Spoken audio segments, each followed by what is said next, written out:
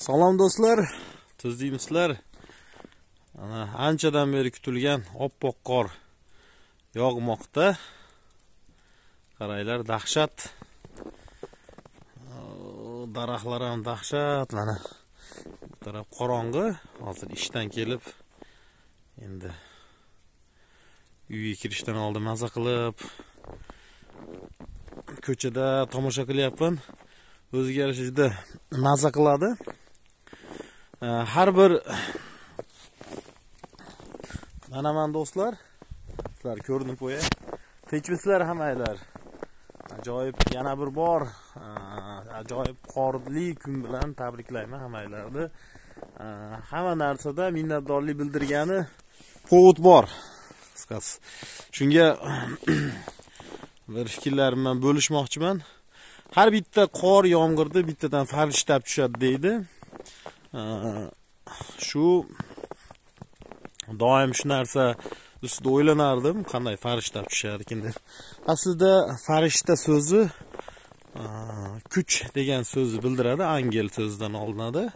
Bu avvalgi ilohiy kitoblarda, samoviy kitoblarda o'qiganda ham angel so'zi qadimgi tillarda kuch degan so'zni bildiradi. Qur'oni Karimda har bir kuch-qudrat Allohga tegishli deb keladi. Ya'ni har bittasini mana tortishuv kuchi orqali yerga tushadi. Mana har bir tomchi yomg'ir, har bir tomchi qor, har bittasi alohida mana shu qudrat bilan tushadi yerga. Shuning uchun har bittasini bittadan farishtab tushadi desak ham bo'laveradi. Har bittasini alohida kuch, har bittasiga kuch ketadi.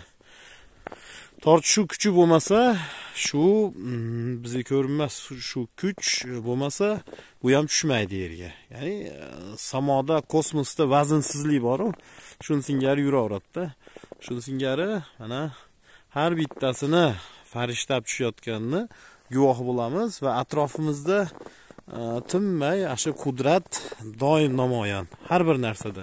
Fikrlashda ham, yomon oddiy mana ketayotganimizda oyoqni bosganimizni ovozi bor, g'ichirlashi, mana qorda doim mana shu narsa, bilasizlarmi?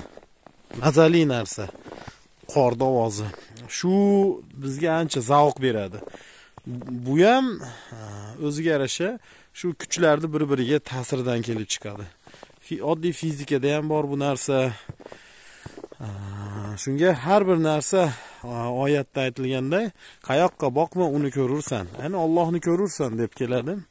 Har bir narsada agar tafakkur qilinsa, yaratuvchini ko'rish mumkin. Shunga mendan ilk fikrlar bilan bo'lishkim keldi.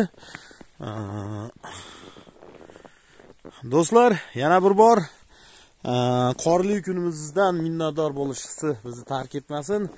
Suzodan Urbanov Jamshid birgamiz. Sizlar bilan shu fikrlarni bo'lishkim keldi. Doim yomg'ir, qor yog'sa baraka keladi deydi. Baraka 3 xil ko'rinishda keladi: moddiy, ma'naviy ko'rinish va ruhiy ko'rinishda. Men birinchi o'sha ruhiy ko'rinishini izlayman doim. Shu fikrlar aslida shu ruhiy ko'rinish. Baraka deb shuni aytadi.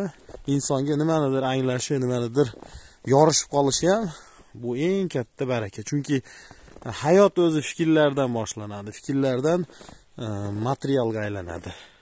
Moddiy narsaga aylanadi hayot ham. Shuning uchun fikrlarning kelishligi,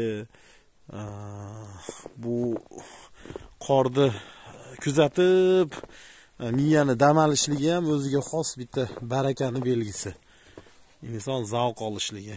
Chunki inson faqat negativ tursa, umuman zavq olmasligi mumkin.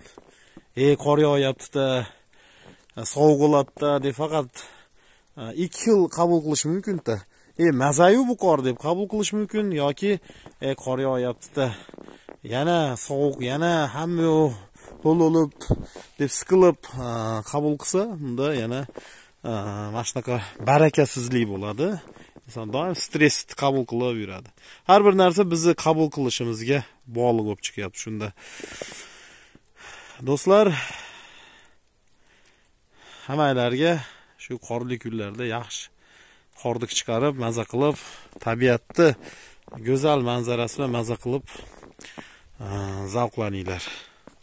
Tinch bo'linglar. Qirg'izistondan salomlar.